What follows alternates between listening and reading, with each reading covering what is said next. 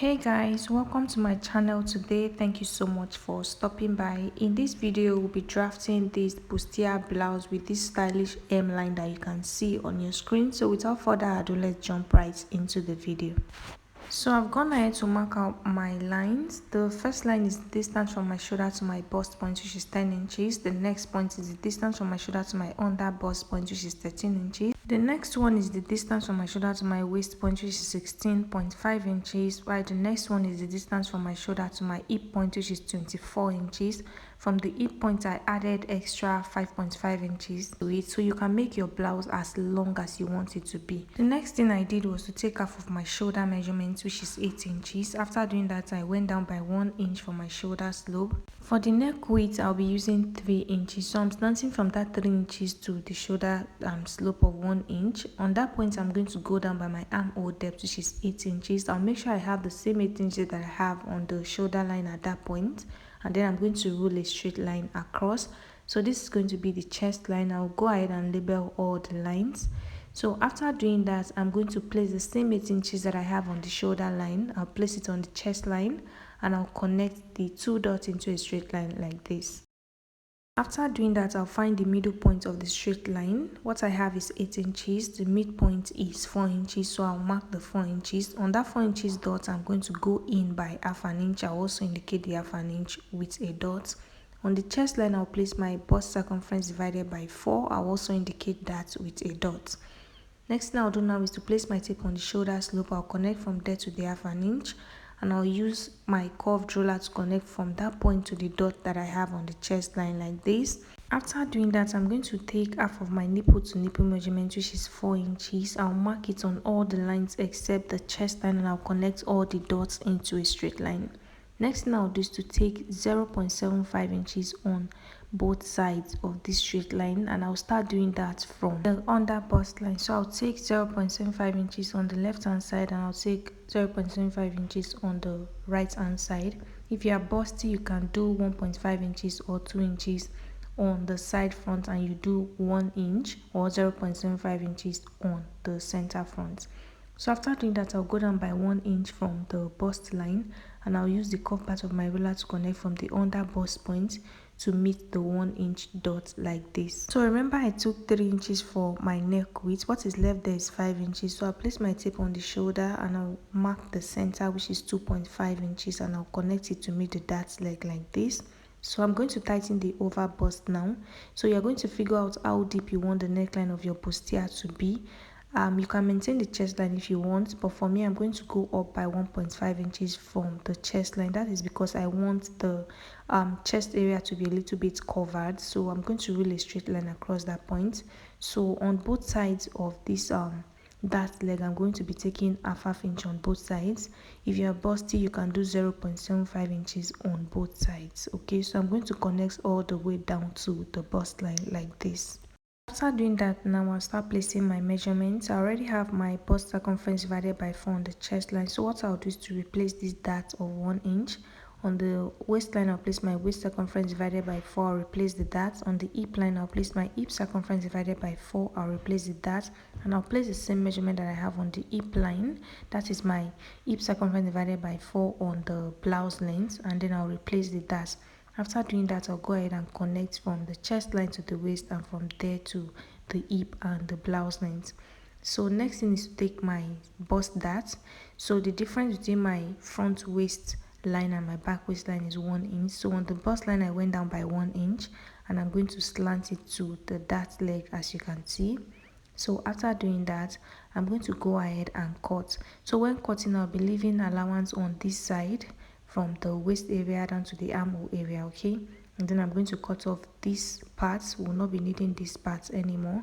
So to close the bust dart, I'm going to open the center, as you can see, and then I'm going to fold in the dart, okay? Fold it on both sides, and then I'm going to slash through the bust darts, okay? As you can see, please don't cut it out completely, okay? So what I'll do now is to cover it up like this. So the reason why I left excess pattern paper is to make sure that if my pattern paper is not aligning anymore, I can fix that, which is what I'm doing now. So I'm connecting straight like this, okay? I don't want that curve, So I'm going to connect it. The line shifted a bit, so that's why I left this excess pattern paper. So now that I have what I want, I'm going to trim it off. So for the neckline, if you want it to have like a sweetheart neckline, you can connect it like this. For me, I just connected to meet the previous chest line. Okay, so this is how deep I want it to be. You can leave it straight if you want. So after cutting, this is what I have. What I'll do now is to open it up. I forgot to mention earlier that your pattern paper should be on fold, please. It should be on fold before you start drafting. It is very important because of the hemline of this blouse. So now that I'm done cutting out, I'm going to open everything up so that we can get the hemline of the blouse. So before I do that, I'm going to take out half an inch from this armhole area. This is to further tighten the blouse. Okay, once you take in your darts and you take in these parts, the chest area of the blouse is not going to be loosed. So after opening up my pattern paper, I'm going to extend the lines that I have on this other side.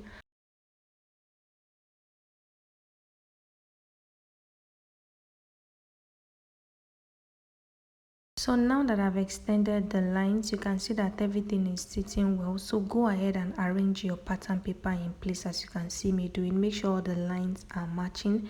Do not overlap it on the waist area. The only part that is going to overlap is after the under bust point, because you can't place them side by side. But you see these other parts, make sure they are not overlapping. Okay, so after using my masking tape to hold them together, I'm going to turn it to the other side. Okay, so that you guys can see. First of all, I'm going to roll out the hip line. Okay, after doing that, I'm going to go up on that other end by 3 inches. So from the hip line, I'll go up by 3 inches, and on this part I'm going to go down by 2.5 inches. You can also use 3 inches. Okay, so after doing that, I'm going to slant from that 3 inches to this 2.5 inches like this. Now I'll come in by 1 inch on this side. From that 1 inch, I'm going to go down by 3 inches. That is how long I want it to be. So look at what you can see on the thumbnail and try to create yours. I'll connect it all the way up like this. On that part, I'll try to create like a curve. So I want one to be long, the other one should be shorter than the next one. So for this one, I'll make it 2.5 inches. I'll connect it upward like this, and then I'm going to give it this shape and go down again. This one, I'll make it 3 inches. Okay, then the next one 2.5 inches like that. So one is long, one is shorter, one is long. That's the design I want. So you can go ahead and figure that out. Okay, so I'm going to keep repeating what I'm doing till I get to the other side, as you can see. So make sure you are doing this in such a way that after you open everything up, it's easier for you to stitch them together. Okay, so after aligning everything, this is what I have. I went ahead to use my marker to make it more visible. So once you are sure of what you have, you are going to go ahead and cut, as you can see me doing. So like I said, cut it in a way that is going to be easy for you to sew, because we are still going to open this up. Okay, we're going to open the pattern paper up. So after cutting, this is what I have. We'll be using this to cut out the back. So I brought out another piece of pattern paper. I just placed the front on it. I'm going to trace out the shape, everything that I have on the front. I'll go ahead and trace it out like this. So remember to trace out the armhole and where the armhole stops. Okay, then for the design, you're going to do the same thing. Just follow the same shape that you have and make sure you trace out the center. I'm using my tracing wheel to make the center visible. Okay,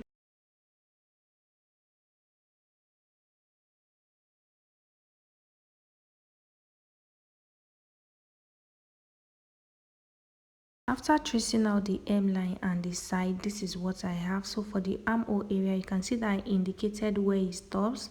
So I'm going to just roll a straight line across. You can do any type of neckline you want for the back, but for me, I'm going to just roll a straight line across like this. So after doing that, I will go ahead and cut. But before cutting, I'm going to roll out the center. Okay, roll it out. You're going to cut it out if you want to sew a zipper to your blouse. So fold it, make sure it aligns on the side and the armhole area. Then you're going to split it open. Okay, split it open for the back. So what you do now is to adjust the back to eliminate zipper bulge. So I'll roll out a straight line on the waistline area, and I'll take out half an inch from that point. Okay, you connect it upward, you connect it downward. So what you do for the back is to add your zipper allowance when you are cutting. Okay, add your zipper allowance and then go ahead and cut it out. Okay, after doing that, you can also trim about half an inch from the armhole area, okay, for the back like this, so it is not loosed. Okay, so after doing that, you are going to place on your fabric and then you cut. Anyhow, that brings us to the end of this tutorial.